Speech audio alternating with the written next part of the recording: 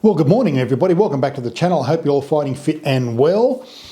Look, today here it's 3 degrees and it's raining. So hopefully in the next few days the waterfalls around my area will be working brilliantly and I'll be able to get out and finish part 4 of the South Lawson Waterfall Walk. Now, but for today, I want to talk to you about something that I think everybody should consider buying, especially if you're into landscape photography. Now, this was a revelation for me way back in 1992, and I had a few photography idols, but mainly I didn't really try and mimic their work. But there was one particular photographer, a UK-based photographer called Charlie Waite, and Charlie's still alive now, and he is a world-renowned landscape photographer from the UK and has travelled the world with seminars and talks and workshops. Probably one of the best landscape photographers I've ever seen, and he has printed or produced a lot of books. But in 1992, he released a book called The Making of Landscape Photographs. That's it there. The Making of Landscape Photographs.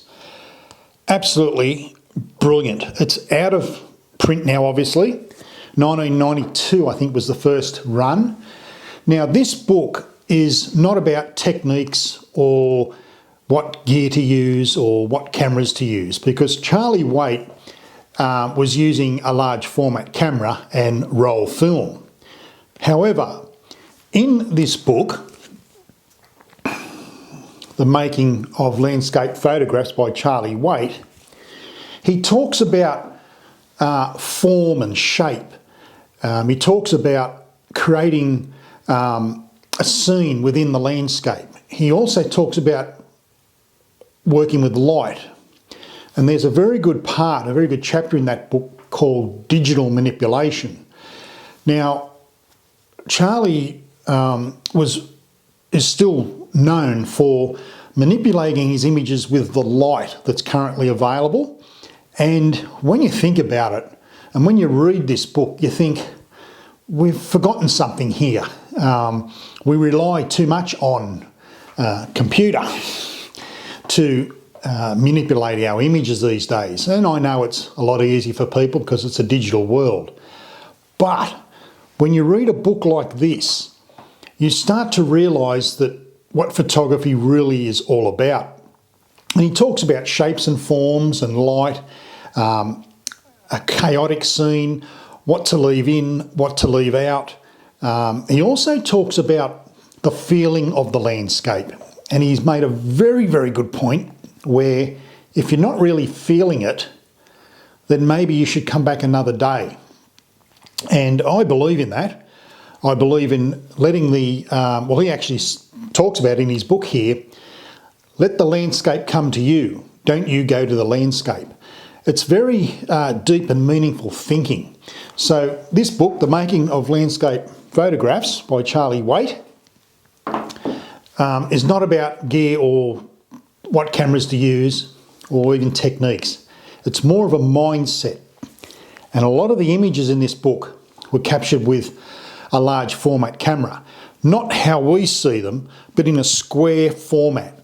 Now, even though 1992 is a long time ago, the essence of this book is to get you mentally thinking about your landscape photography.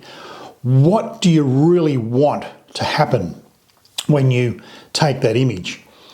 And he makes some outstanding points which over the years I'd forgotten. And with this latest lockdown, I thought I'd grab this book out and reread it. And I'm glad I have, excuse me, I'm glad I have kept that book, as I do read a lot when I'm not in front of the camera or behind it. So The Making of Landscape Photographs by Charlie Waite, you can still get it. even though it's out of print, you just get online. There's plenty of places here in Australia that could have copies.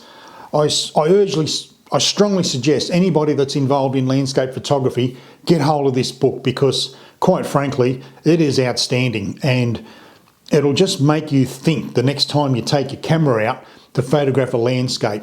But as I said, he goes through everything. He goes through the manipulation of the image with light, shapes and forms, textures, the intimate side of landscape photography.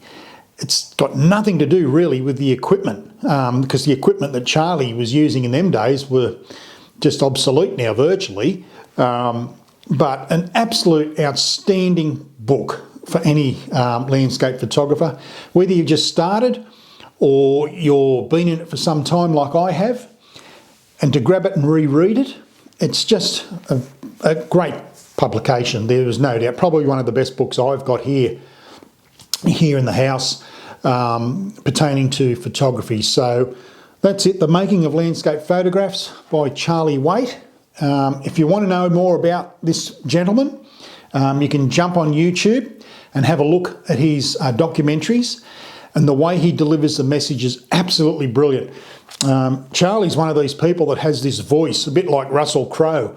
The voice is just outstanding, and you could, if you listen to Charlie Waite without looking at him, you'd probably think he's a British actor, because he's just outstanding and a brilliant photographer, outstanding. So if you can get hold of that book, do so. It won't cost you much money, I don't think. But Charlie Waite's The Making of Landscape Photographs, an outstanding publication for anybody that's involved in landscape photography. So that's it. That's it for another episode of Sniper Photography. If you're new here, please hit the subscribe button and the bell next door so you don't miss anything.